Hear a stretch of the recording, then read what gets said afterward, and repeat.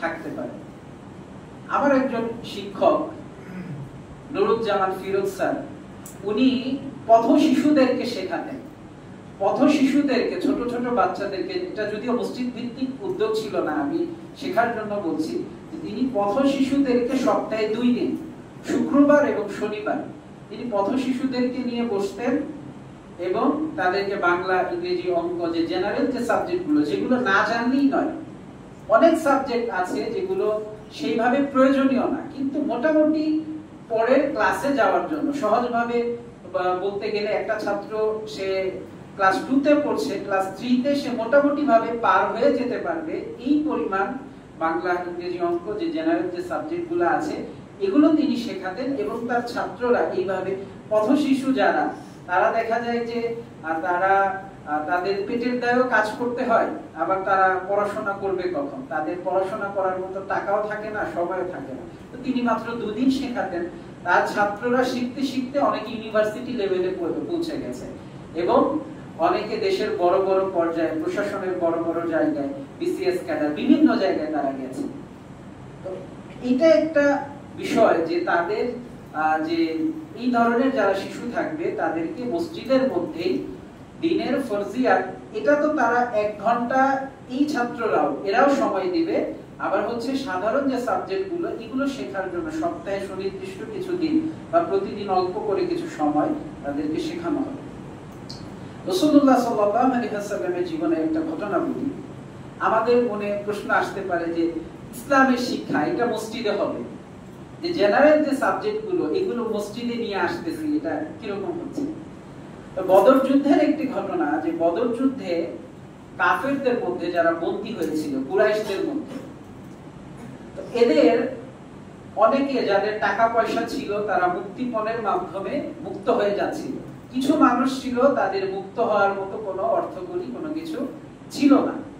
তো নবী সাল্লাল্লাহু আলাইহি ওয়াসাল্লাম তাদের জন্য তাদের মুক্তিপণ হিসেবে নির্ধারণ করলেন যে মদিনার আনসারী সাহাবী যারা ছিল, স্থানীয় যারা সাহাবী, তাদের সন্তানদেরকে, এই যারা বন্দী হয়েছে, যাদের টাকা পয়সা নেই মুক্তি হওয়ার মতো, তাদের নির্ধারণ করে দিয়েছেন যে তোমরা যদি মুক্ত হতে চাও তাহলে এই আনসারী সাহাবীদের তোমরা লেখাপড়া শেখাবে।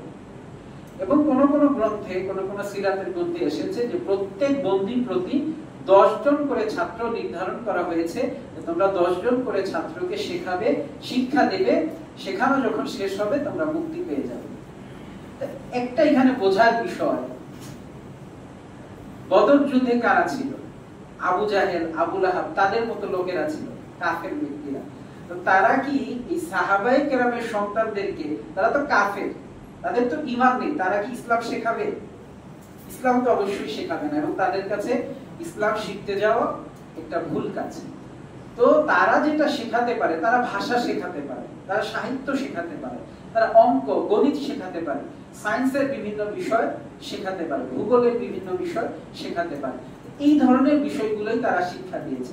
রাসূলুল্লাহ সাল্লাল্লাহু আলাইহি ওয়াসাল্লাম কি পরিমাণ শিক্ষানুরাগী ছিলেন, তিনি এই সাধারণ সাবজেক্টগুলো, এগুলো আরেকটা বিষয় যে তারা ছিল মক্কার কুরাইশ বংশের, এবং এনারা এই সাহাবায়ে কেরাম ছিলেন মদিনা।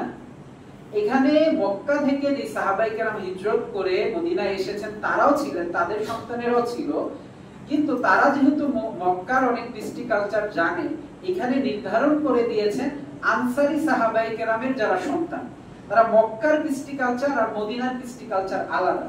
তো ভিন্ন একটা কৃষ্টি কালচারের শিক্ষকদের থেকে যাতে কিছু শিখতে পারে সেটার ব্যবস্থা রাসূলুল্লাহ সাল্লাল্লাহু আলাইহি ওয়াসাল্লাম করে দিলেন, এবং সেটাকে মুক্তিপণ হিসেবে নির্ধারণ করলেন। এখান থেকে বোঝা যায় যে আমরা যেভাবে ভাগ করি যে বাংলা, ইংরেজি, অঙ্ক, এগুলো সরাসরি আমরা যে কোরআন, হাদিস, ফিকহ পড়ছি, এগুলো ইসলামী সাবজেক্ট, এগুলো বুঝি অনেকটা আমরা যেভাবে বলতে চাই এগুলো অনইসলামিক সাবজেক্ট না। সেটা যদি আপনি শরিয়ার মধ্যে থেকে আপনি নিয়ত বিশুদ্ধ রেখে পড়েন, সেটাকেও অনইসলামিক সাবজেক্ট না, সেটাও এক হিসেবে ইসলামী সাবজেক্টের মধ্যেই পড়ে। তবে সেটাকে আমরা যেগুলো সরাসরি দ্বীনের হুকুম আহকামের সঙ্গে জড়িত, সেগুলোকে আমরা শরিয়ার সাবজেক্ট বলতে পারি বা দ্বীনিয়াত, এভাবে বিভিন্ন ভাবে সেগুলোকে চিহ্নিত করা হয়। আরেকটা বিষয়, আল্লাহ রাসূল সাল্লাল্লাহু আলাইহি ওয়াসাল্লামের একটি হাদিস, ইদা মাতাল ইনসানু, যখন মানুষ মারা যায়, ইনকাতা আনহু আমালু, তখন তার সকল আমলের রাস্তা বন্ধ হয়ে যায়। ইল্লা মিন সালাসা, যে তিনটি কাজ ব্যতীত। এর মধ্যে প্রথমটি রাসূলুল্লাহ সাল্লাল্লাহু আলাইহি ওয়াসাল্লাম বলেছেন যে এমন ইলমুন, প্রথমে বলেছেন সাদাকায়ে জারিয়ার কথা, এরপরে বলেছেন ইলমুন ইউনতাফাউ বিহি, যে এমন ইলম, এমন জ্ঞান যা উপকৃত করে, যা উপকার করে। এখানে শরিয়ার জ্ঞানের কথা বলা হয়নি, সরাসরি দ্বীনি যে সাবজেক্টগুলো, দ্বীনি যে এগুলোর কথা বলা হয়নি। উপকারী যে কোনো জ্ঞান কেউ যদি কাউকে শিখিয়ে যায়, সে যদি মারাও যায়, কবরেও যদি চলে যায়, এবং সেটা মানুষের উপকার করে, যতদিন মানুষকে উপকার করবে সে কবরে বসে সওয়াব লাভ করতে পারে। এখন একজন শিক্ষক যদি তিনি বাংলাও শেখান, তিনি যদি অঙ্ক শেখান, তিনি যদি নিয়ত বিশুদ্ধ রাখেন, সেই জ্ঞানটা যদি অপর আরেকজনের উপকার করে, তাহলে তিনিও কবরে বসে বসে সওয়াব লাভ করবেন।